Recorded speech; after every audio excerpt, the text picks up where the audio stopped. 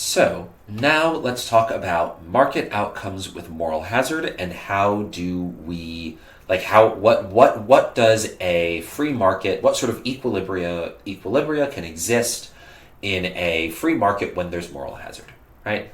So let's consider a basic graph, right? And this is going to be a little bit of a weird graph. We'll take some time to walk you guys through this just because there's going to be utility curves on the graph and they're not going to go the full, so they're not going to go the way they normally do. So this is going to be rate of illness here.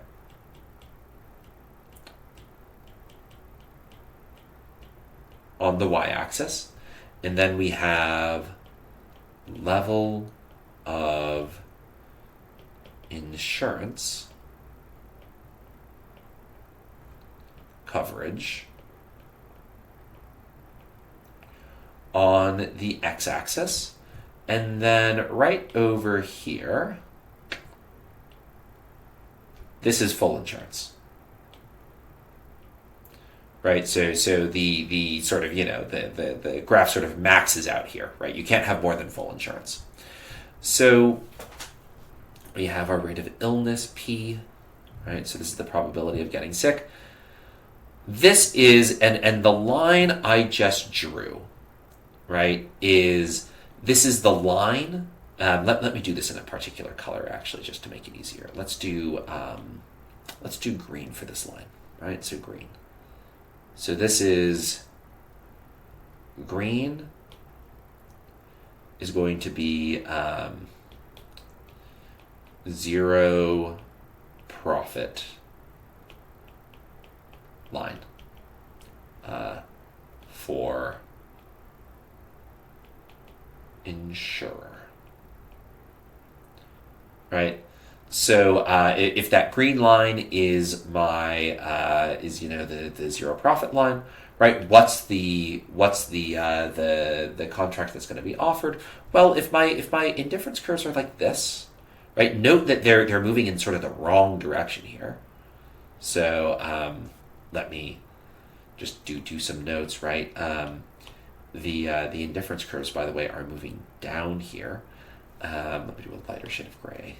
So the indifference curves are moving down here, right? So indifference curves are flipped, and we have, this is indifference curve 1, this is indifference curve 2, and then this is indifference curve 3, right? What's the optimal level of insurance? Well, it's this point here, right? This is a world without moral hazards. This is no moral hazard, right?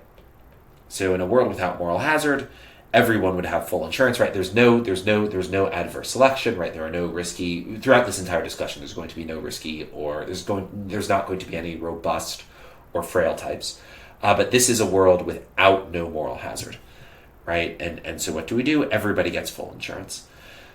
So what happens to this graph when we allow for moral hazard? So now add moral hazard. And just as a note, right, the indifference curves are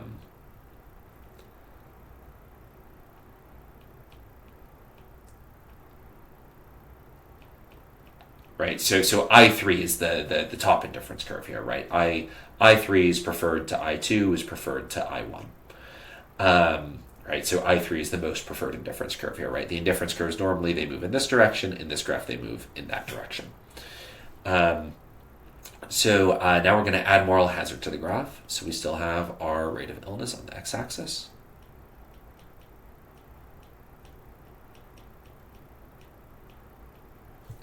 And then on the y-axis, we have level of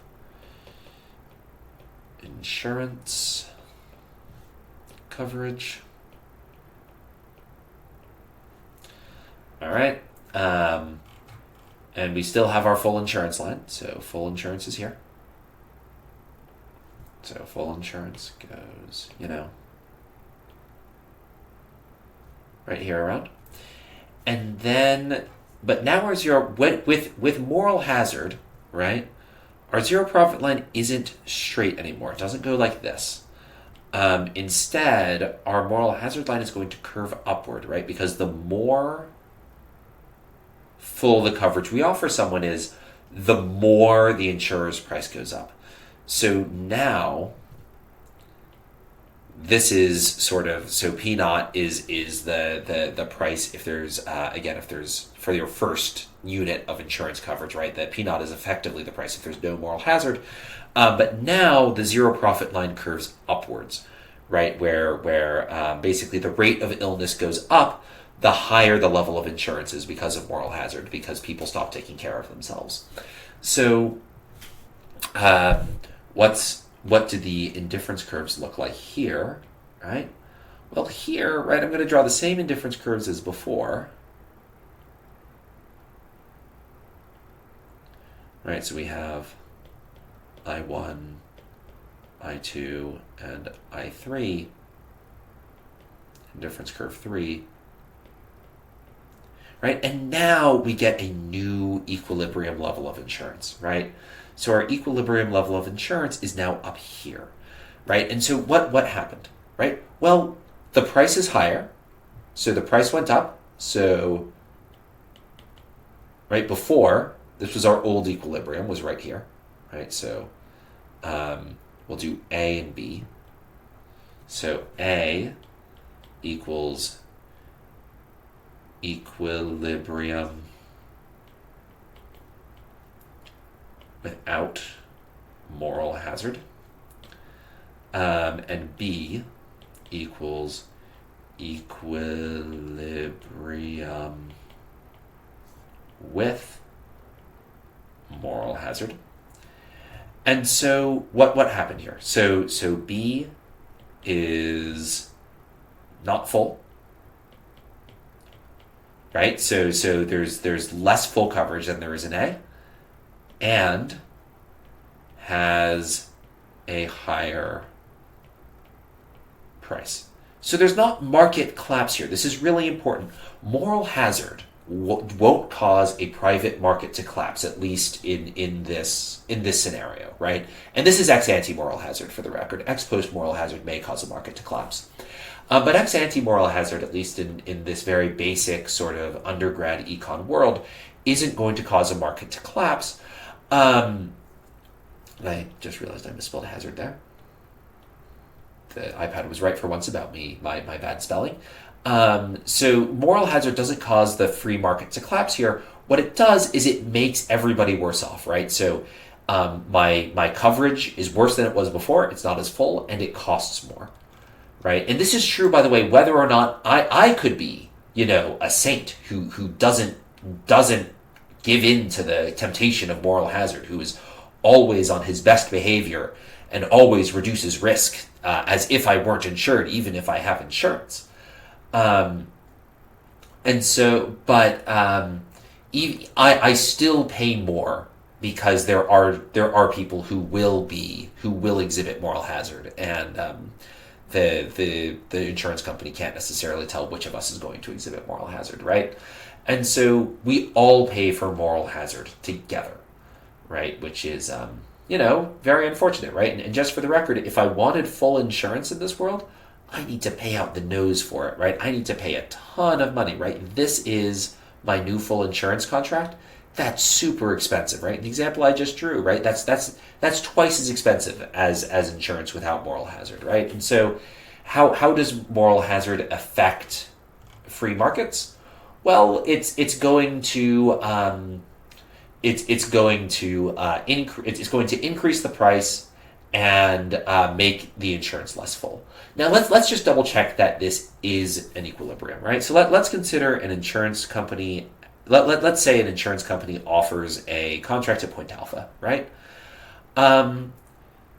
Is this an equilibrium? And the answer is no, because the indifference curve that intersects with point alpha, we'll say, is I0, and I0 is worse than I1, worse than I2, is worse than I3, right? So if an insurance company offers a point at alpha, nobody will accept it, right?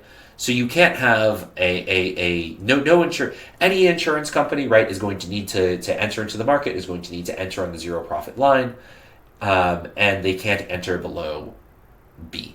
Now, what if they enter above B, right? So let's say, an insurance company offers, and I'll leave alpha here just for posterity's sake. Now let's say they offer a new contract at beta, right? Well, let's draw the indifference curve through beta, right? And we'll say that's I0 prime.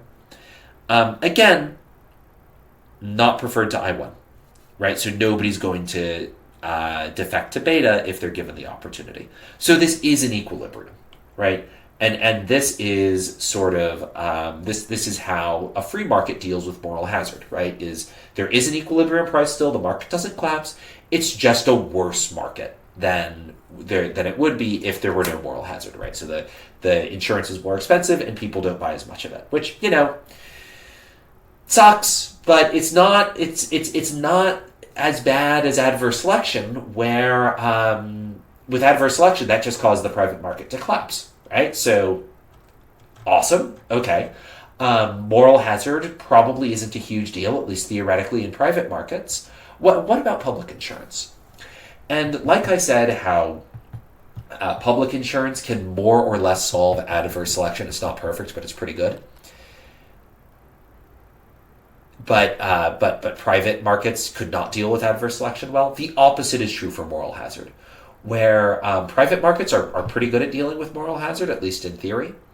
And in practice, and in theory and in truth and practice as well, public health insurance has a lot of trouble dealing with moral hazard. Now, why is that? First of all, a lot of public health insurance is full insurance, right? That's one of the goals of a health system, right? One of the reasons people want to have a public health system is so that they can have full insurance, right? So let's just say we have a public full insurance market, right? Well, all of a sudden, we're at this point, right, where the government has to offer that contract, which isn't ideal unless the government is willing to lose a lot of money. Now, maybe the government is willing to lose a lot of money and give everybody insurance at point A. Great, people are going to overconsume, there's going to be loss, and that money has to come from somewhere, right? And so we're basically going to spend a week, I think, either next week or the week after that, on just how do public insurance systems deal with moral hazard, right? That's a big problem. So just like how adverse selection is going to kill private markets if you're not careful, moral hazard is going to kill public insurance if you're not careful. And so what this may indicate is, either you're going to need to be very careful in how you adjust public markets to deal with adverse selection, or you're going to need some government intervention and have a mixture of sort of either a regulated private market or a mixture of a public and a private market. You're going to need some sort of government intervention in order to make some sort of government intervention. It's going to need to be clever government intervention in order to make a market for insurance work, or even publicly provisioned insurance, right? A lot of thought goes into, right, both for countries that have insurance markets, how do we design those markets optimally, and how do we get both consumers and insurers to behave well, and how do we lower frictions in the market? And for public markets, a lot of thought goes into a lot of thought goes in public insurance. In the case of public insurance, a lot of thought goes into how do we reduce moral hazard? How do we save costs? How do we prevent people from buying unnecessary treatments, right? Ex post moral hazard is especially problematic. And in some ways, it's more addressable than ex ante moral hazard, right? The public insurance markets don't, like, you just sort of have to eat the ex ante part of things, but you can do things to address the ex post part of things. So we'll talk a lot about how to address ex post moral hazard and how people do address ex post moral hazard in the following weeks.